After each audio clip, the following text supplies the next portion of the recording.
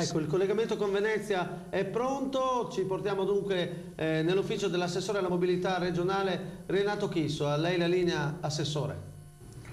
Dunque, come voi ben sapete, della terza corsia se ne sta parlando da 30 anni.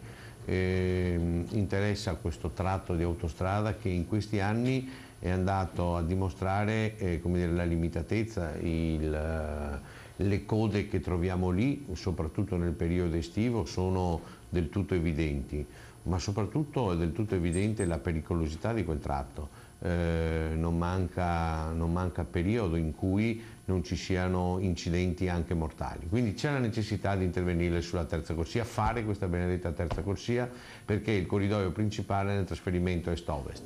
E fino a qualche tempo fa si era parlato, blaterato, si cercava 1000 appigli per non farla partire. Un anno fa circa, con l'iniziativa del Presidente Galan e del Presidente Tondo, il governo Berlusconi ci ha concesso il commissario. Significa un uomo al comando con tutto il suo staff tecnico che è dedicato ora dopo ora, i tecnici sono dedicati ora dopo ora alla realizzazione di quest'opera, quindi sul modello che abbiamo positivamente sperimentato sul passante di Mestre. Quindi non serve andare a Roma a risolvere i problemi e così via che un'opera di questo genere comporta e fa emergere ogni giorno. C'è un uomo con il suo staff tecnico che risolve questo. Grazie a questa nomina del commissario ormai i lavori su alcuni tratti sono partiti. Sono partiti i lavori quindi con le ruspe sul tratto Villesse-Gonars, sono partiti i lavori sul tratto Quarto d'Altino-San Donà. Oggi si sta definendo il progetto definitivo, il passaggio dal progetto preliminare al progetto definitivo, e quindi per la successiva gara nel tratto tra San Donà di Piave e il ponte sul tagliamento, compreso il casello di Alvisopoli Bibione.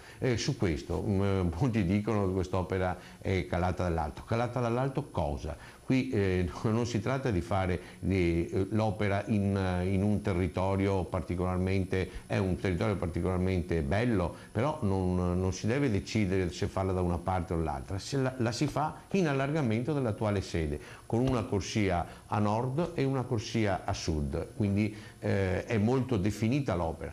E cosa abbiamo fatto in questi periodi? Noi siamo andati avanti nel rapporto con le comunità locali per far cosa? Per far sì che la terza corsia porti anche dei benefici con sé. Quali benefici? Premesso che l'opera si ha da fare, si deve fare e si deve fare nel più breve tempo possibile, i benefici che noi abbiamo tentato e stiamo in qualche maniera portando a casa sono di varia natura, cioè cogliamo questa occasione per risolvere un po' di problemi del Veneto, di quei territori che in tanti termini non sarebbero mai stati risolti. Allora, il primo problema è quello delle aree. Quando si va a fare la terza corsia c'è la necessità di espropriare delle ulteriori aree, quindi va in allargamento. Come remuneriamo queste aree che vengono sottratte all'esercizio dei proprietari? Attraverso l'accordo fatto con l'organizzazione del mondo agricolo, col diretti con Fagricoltura e CIA, per arrivare a remunerare queste aree a 3 volte tanto il valore medio agricolo, con l'erogazione dell'80% al momento dell'accordo e il 20% al momento del frazionamento.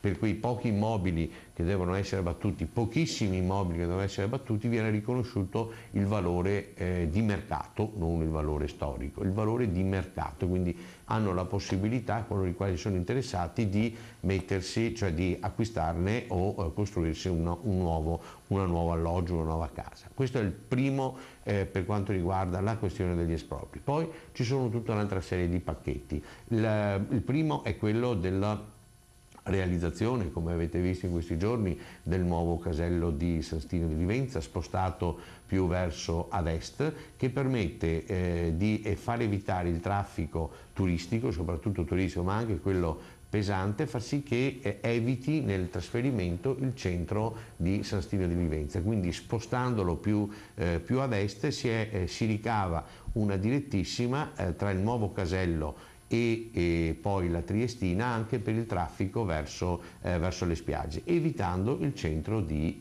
San Stino di Livenza. Ma vi è di più, tutta una serie di questioni, di problematiche relative come dire, i passaggi nord-sud dell'attuale sede vengono in qualche maniera ripristinati, anzi migliorati, così come in quel di Portogruaro, così come in tutte le altre parti del territorio. Sono ad esempio in quel di Portogruaro ci sono, come dire, dei sottopassi che a misura d'uomo, dove si passava neanche in bicicletta perché erano troppo bassi. Lì vengono adeguati, cioè messi in esercizio, ristrutturati e elevati a quantomeno 3 metri e mezzo. Più il ricavo di una serie di piste ciclabili che servono al nostro territorio. Ma quella che è l'opera più importante è quella per la messa in sicurezza idraulica di tutto il territorio, ascoltando quelli che sono i consigli del Consorzio di Bonifica, ottimamente diretto e presieduto dal presidente Gianni Martin con il direttore Grego, siamo riusciti in qualche maniera a sistemare da un punto di vista idraulico con il realizzo di un canalone a nord della terza corsia che parte praticamente da San Stino, per vari pezzi arriva fino a Teglio, che è un canalone di laminazione delle piene. Quindi tutto il territorio a nord viene in questa maniera, è un investimento di circa 6 milioni di euro che senza la terza corsia non sarebbe mai avvenuto, che con la terza corsia si realizza. Come voi vedete, noi non stiamo a confrontarci con i comitati, sarebbe troppo comodo da un punto di vista elettoralistico, come dire, confrontarci con questi. Io mi confronto con le istituzioni, mi confronto con chi ha a cuore i destini del territorio, come i rappresentanti dei comuni, in questo caso i sindaci, in questo caso i consorzi di bonifica, non per fare passerella politica, ma per andare sui problemi concreti per risolverli. Questi sono gli esempi concreti di come ci stiamo muovendo sulla terza corsia. Eccoci rientrati a Portogruaro nella sede di TPN Veneto.